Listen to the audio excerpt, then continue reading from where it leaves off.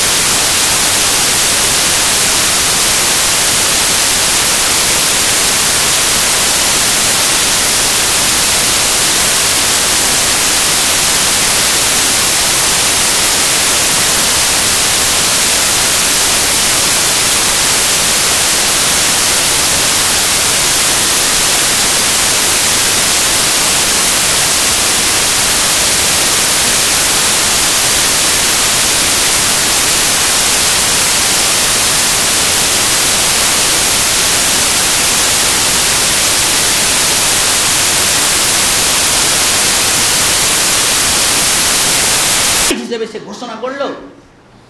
ফেরেশতাদেরকে এই তিনটা বাক্য শোনার পরে আল্লাহ রাব্বুল আলামিন ফেরেশতাদেরকে ডেকে বলেন, হে ফেরেশতা, শুনে রাখো, আমার বান্দা আমার কাছে যা চাই তুমি তাকে তাই দিয়ে দাও। সুবহানাল্লাহ। শুধুমাত্র এই তিনটা বাক্য শোনার পরে, তাফসীর ইবনে কাসির এখানেই রয়েছে, খুলুন, আল্লাহ আশ্চর্যজনক বাক্য এখানে ব্যবহার করেছে। আমার বান্দা আমার প্রশংসা করলো, আমাকে দয়ালু বললো, আমাকে কিয়ামত দিবসের মালিক হিসেবে ঘোষণা করলো। আল্লাহ খুশি হয়ে ফেরেশতাদেরকে বলেন, ফেরেশতা, আমার বান্দা যা চাই তুমি তাদেরকে তাই দিয়ে দাও। ইয়্যাকা না'বুদু ওয়া ইয়্যাকা নাস্তাঈন। এই জায়গাতেই আমরা আল্লাহ তাআলার কাছে এখন বলি, আমরা তোমার কাছেই সাহায্য প্রার্থনা করি, তোমারই ইবাদত করি, আমরা তোমারই ইবাদত করি, তোমার কাছেই সাহায্য প্রার্থনা করি। আপনি দোয়া করছেন না তো কি করছেন বলুন? এইটুকু দিয়ে শেষ নয়, ইহদিনাস সিরাতাল মুস্তাকিম, আমাদেরকে সহজ সরল সঠিক সোজা পথ দেখাও। কয়জন ইমাম সাহেব, কয়জন ব্যক্তি, কয়জন আরে আপনারা ডাকিয়ে নিয়ে এসে এতগুলো দোয়া করিয়ে নিয়েছেন, বলতে পারবেন? কোনোদিন দাঁড়িয়ে কোনোদিন মোনাজাতে এতগুলো দোয়া করেছে কোনো ইমাম সাহেব বলতে পারবেন আপনারা? আপনারা সলাতের থেকে দোয়াটাকে, মোনাজাতটাকে প্রাধান্য দিয়েছেন, মোনাজাতটাকেই আপনারা প্রাধান্য দিয়েছেন। দোয়াটা কি জিনিস বুঝেন না। আমি আপনাকে বলেছি জীবনের প্রতিটি সময়, প্রত্যেকটি সেকেন্ডই হচ্ছে ইবাদতের মধ্যে গণ্য। আমি আজকে প্রমাণ করেই ছাড়বো ইনশাআল্লাহ। সম্মানিত উপস্থিতি, তাই তো আল্লাহ রাব্বুল আলামিনের কাছে আমরা বলি, ইহদিনাস সিরাতাল মুস্তাকিম, আমাদেরকে সহজ সরল সোজা সঠিক পথ দেখাও। সিরাতাল লাযীনা আনআমতা আলাইহিম, তাদের পথ দেখাও যারা তোমার পথে সঠিক পথে পরিচালিত হয়েছে। তাদের পথ দেখাও যারা তোমার পথে সঠিক পথে পরিচালিত হয়েছে। গায়রিল মাগদুবি আলাইহিম ওয়ালাদ-দাল্লিন, তাদের পথ নয় যারা তোমার পথ থেকে গোমরাহী হয়ে, রাগান্বিত হয়ে, যারা ভ্রষ্ট হয়ে ফিরে চলে গেছে, তাদের পথ দেখাও না। কত দোয়া চাইবেন আল্লাহর কাছে? একটা আয়াতের ব্যাখ্যা কোনোদিন আপনি তো নেন নাই, অর্থটাও জানার চেষ্টা করেন নাই। বুঝবেন কিভাবে যে আপনার জীবনের প্রত্যেকটি সেকেন্ডই হচ্ছে ইবাদতের মধ্যে গণ্য?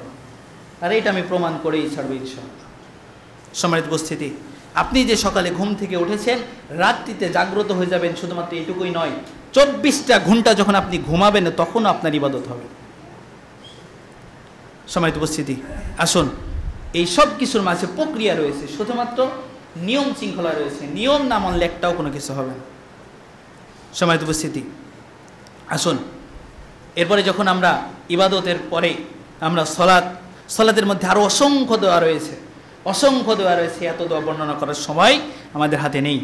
এ প্রসঙ্গে আমরা এখন বলতে চাচ্ছিলাম যে আমরা যখন এই দোয়াগুলো মানুষের মাঝে করি, যখন আমরা সলাতে দাঁড়ানোর পর আল্লাহ তাআলার কাছে আমরা দোয়া করি, দোয়া করার পরে আমরা আমাদের জীবনের সমস্ত গুনাহ খাতাগুলো মাফ করে নেওয়ার জন্য আবার মুনাজাতের জন্যই আমরা অপেক্ষা করি, মুনাজাতের জন্যই অপেক্ষা করি। মনে করি যে মুনাজাতটা করলেই আমাদের জীবনের পাপগুলো ক্ষমা হবে, মোচন হবে, অথচ কিছুই হবে না। আরে ওই ইমাম সাহেব কোনোদিন আপনার জন্য এতগুলো দোয়া করেছে? কোনোদিন এতগুলো দোয়া করেছে আপনি হিসাব করে বলতে পারবেন?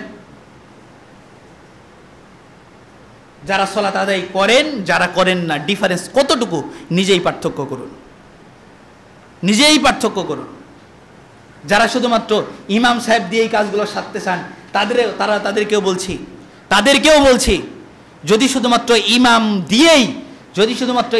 দিয়েই মহল্লার দায়িত্ব পূরণ হতো, যদি শুধুমাত্র ইমামের সূরা ফাতিহা পাঠ করাতেই যদি মুসল্লির সূরা ফাতিহার ফজিলত হয়ে যেত, তাহলে প্রত্যেকটি ব্যক্তিকে সূরা ফাতিহার উপদেশ তাদেরকে দেওয়া হতো না, সূরা ফাতিহার জন্য আদেশ তাদেরকে করা হতো না।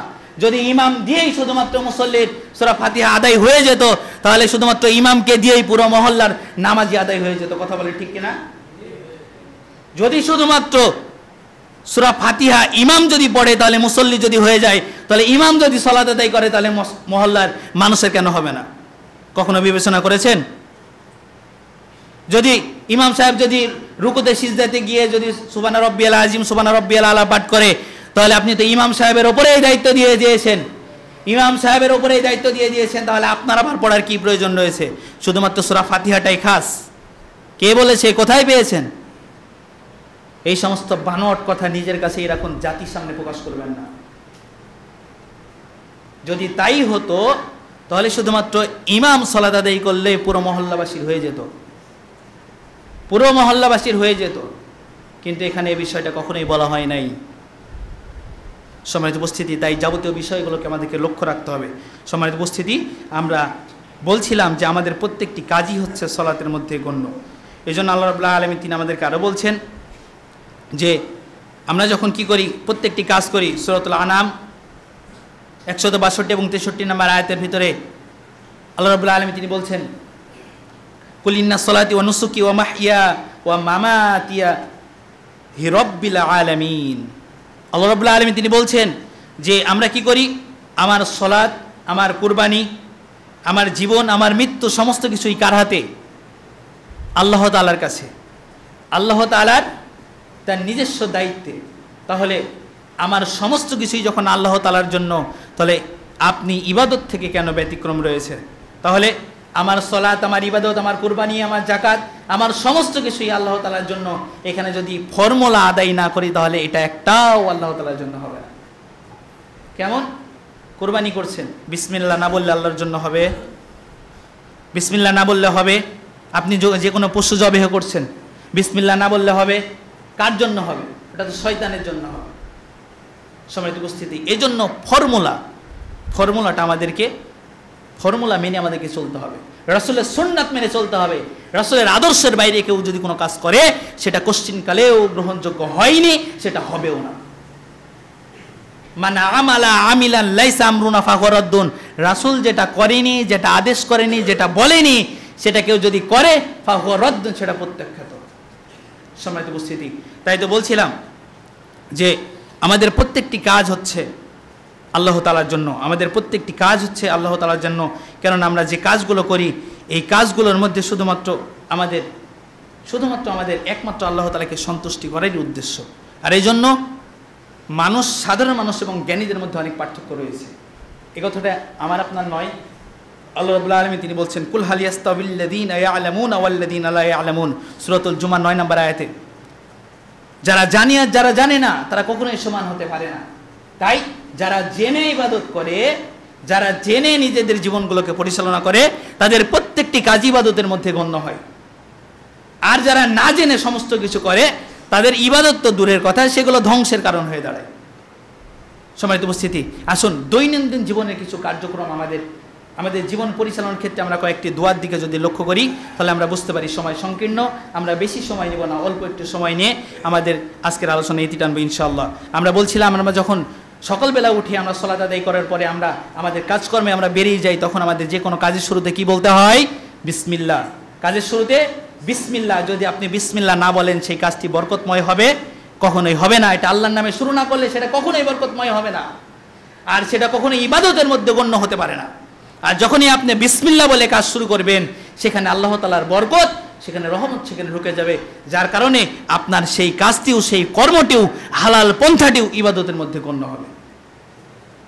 এরপরে বলছিলাম, যখন আমরা খেতে বসলাম, খাবার সময় যদি আমরা শৃঙ্খলা না মানি, খাবার সময় আমরা দাঁড়িয়ে